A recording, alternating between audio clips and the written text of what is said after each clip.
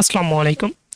আজকে আমরা আমাদের জ্যাঙ্গো অ্যাজাক্স ক্রাড অপারেশনের ধারাবাহিক পর্বে রিট্রিভ অপারেশন নিয়ে আলোচনা করব এবং রিট্রিভ বা রিড যেটাই বলেন, অর্থাৎ গতদিন আমরা অ্যাজাক্স এবং এমনি টেমপ্লেটের সাহায্যে যে ক্রিয়েট অপারেশনটা করেছিলাম, সেই ক্রিয়েটের পর যে ডাটাগুলো আমাদের ডাটাবেজে গিয়ে সেভ হচ্ছিল, সেই ডাটাগুলোকেই আমরা কিভাবে আজকে শো করাতে পারি আমাদের টেবিলে, সেটাই দেখব। এটা আমরা অ্যাজাক্সের থ্রু থেকে দেখব। তো চলুন শুরু করি।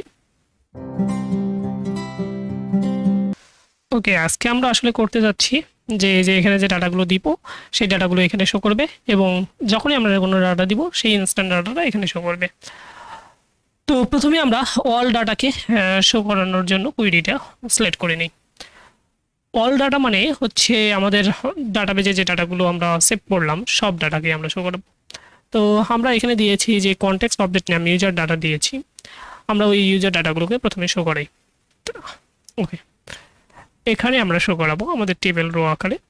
তো আমরা একটা কন্ডিশন দিই, যদি আমাদের পার্সেন্টেজ ইফ দেই একটু, যদি আমাদের ইউজার ডাটা থাকে আসলে তখনই আমরা ডাটাগুলোকে শো করাবো, আদারওয়াইজ তো আমাদের শো করানোর দরকার নেই, তাই না? তো সেজন্যই আমরা এখানে ইফ কন্ডিশনটা ইউজ করতে যাচ্ছি, যদি আমাদের ডাটা থাকে তবেই আমরা ডাটাটাকে শো করাবো। পার্সেন্টেজ ওকে, যদি আমাদের ইউজার ডাটা থাকে তাহলে শো করাবো, অথবা না ইনটিপ দিয়ে দিই। তো প্রত্যেকে খেয়াল রাখবেন, যখন আমরা ইফ দিব তখন কিন্তু ইনটিপটা ইফকে ক্লোজ করে দেওয়ার দরকার পড়ে। সরি, না, ক্লোজ করে দিলাম আমরা ইফকে। তো এখানে একটা ফর লুপ আমরা চালনা করব, ফর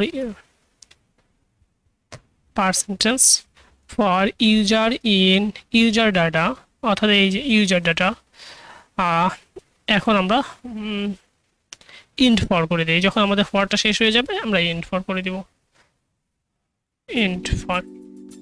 ওকে, তো এই যে আমাদের ইউজার ডাটা থেকে, অর্থাৎ আমরা যে এই কনটেক্সট অবজেক্ট নামে ইউজার ডাটার মাধ্যমে পাচ্ছি, তো এই ইউজার ডাটা থেকে আমরা আইডিটাকে নিয়ে আসবো।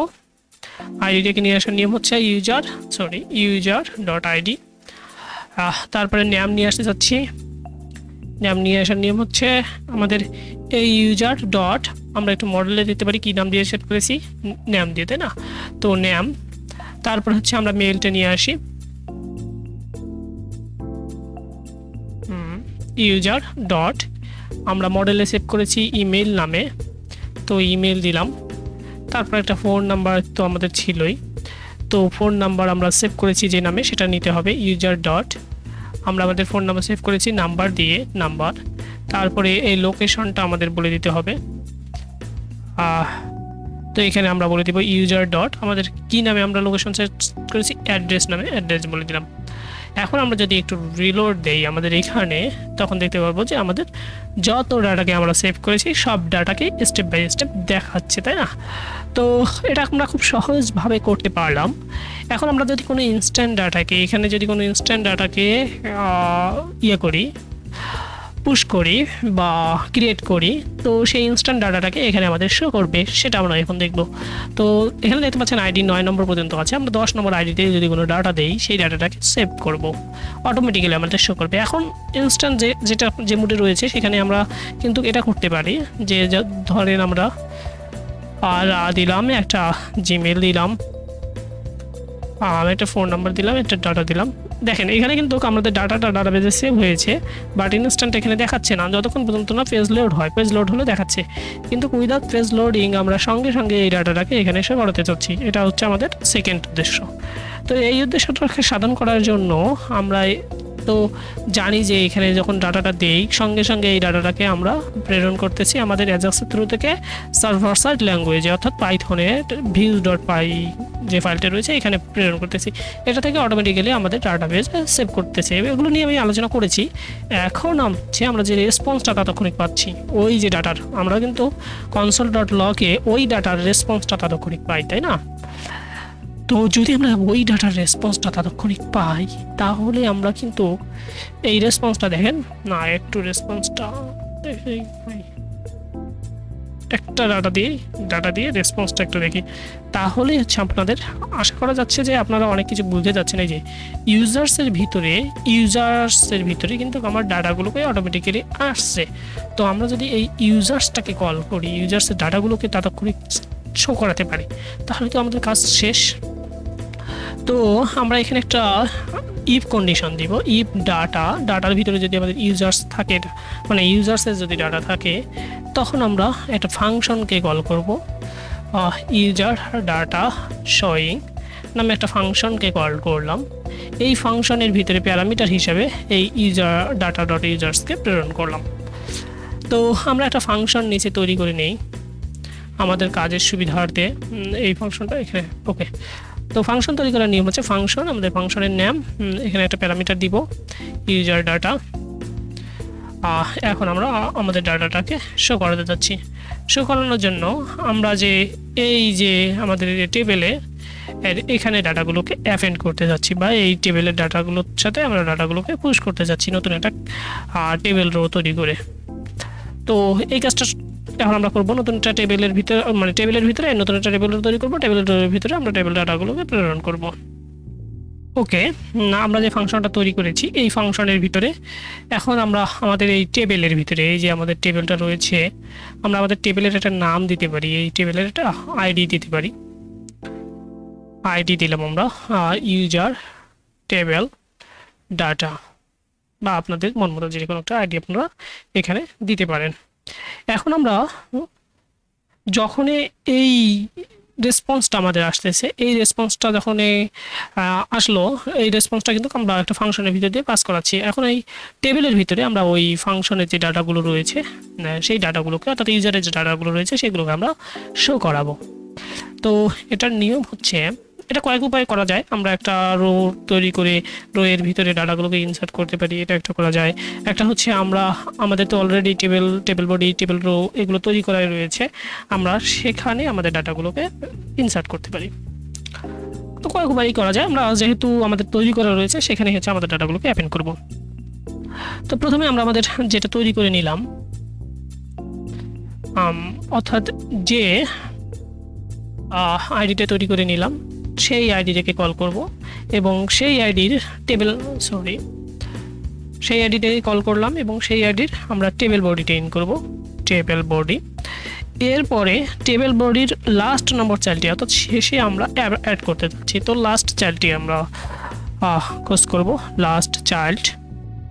তো এখানে আমরা অ্যাপেন্ড করে দিব, লাস্ট চাইল্ডটি আমরা অ্যাপেন্ড করে দিব আমাদের যে রোয়ের ডাটাগুলো ছিল, অর্থাৎ এই যে রোটা আমরা যেটার মাধ্যমে ডাটাগুলোকে শো করাচ্ছিলাম, এই ডাটাগুলোকে আমরা অ্যাপেন্ড করে দিব লাস্ট চাইল্ডে।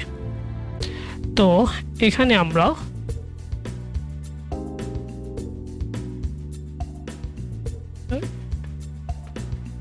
ওকে টেবিলের ভিতরে আমরা লাস্ট চাইল্ডে আমাদের ডাটাগুলোকে অ্যাপেন্ড করে দিলাম। কোন ডাটাগুলোকে অ্যাপেন্ড করে দিব? এই যে ইউজার ডাটা, এখানে আমরা ইউজার ডাটা এই ডাটাগুলোকে অ্যাপেন্ড করে দিব। তো মোটামুটি অ্যাপেন্ড করার কাজ হয়ে গেল। এখন আমরা একটু দেখি আমাদের রেজাল্ট আসলে কি শো করতেছে। খুব সহজ না? একটু দেখি যে এখানে আমরা দেই শেফা @.com নাম্বার দিলাম, এটা দিলাম। ওকে,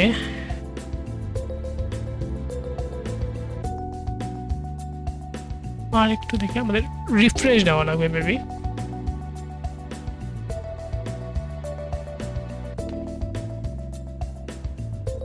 এই যে আমাদের দেখতে পাচ্ছিলেন যে এখানে শেফার ডাটাটা চলে এসেছে, এবং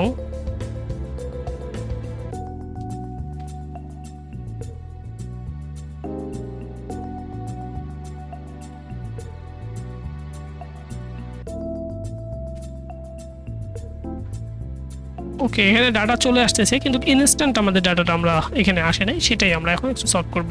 তো দেখা গেল যে ডাটা আমাদের সেভ হচ্ছে, এবং ইনস্ট্যান্ট ডাটাটাকে আমাদের আসতেছে না, সেটাই আমরা একটু দেখি। ওকে, ইনস্ট্যান্ট ডাটা আসলে আসবে কিভাবে? আমরা তো এখানে ডাটাগুলোকে আগের মতো ফরম্যাটে প্রেরণ করতেছি। আমাদের এখানে ডাটাগুলোকে আসলে ডলারের মাধ্যমে এই ডাটাটাকে পাস করাতে হবে, এইটা হচ্ছে এরকম নিয়ম জাভাস্ক্রিপ্ট থেকে ডাটাকে প্রেরণ করার ক্ষেত্রে। তো আমাদের এই নিয়মগুলো ফলো করতে হবে। তো আমরা একটু চেঞ্জ করে নিচ্ছি, আশা করা যাচ্ছে যে আপনারাও অনেক কিছু বুঝে যাচ্ছেন। তো আমরা এখানে ডলার দিই, এখানে আমাদের ডলার সাইন এবং এই ইউজার অ্যাড্রেস টেবিল রয়ে লাস্ট চাইল্ডে আমরা CSILD চাইল্ড, হ্যাঁ ঠিক আছে, শেষ চাইল্ডে আমরা ওই ডাটাটাকে অ্যাড করতে যাচ্ছি। তো এখন একটু দেখি, আসলে ডাটা অনেক হয়ে গেছে, আমরা একটু ডাটাকে ডিলিট দিয়ে দিই, অল ডাটাকে ডিলিট দিয়ে দিই, রিলোড দিয়ে দিই। ওকে, এখানে আমি রানা লিখলাম, এসএ লিখলাম, @gmail.com লিখলাম, ফোন নাম্বার লিখলাম, তারপরে অ্যাড্রেস দিলাম।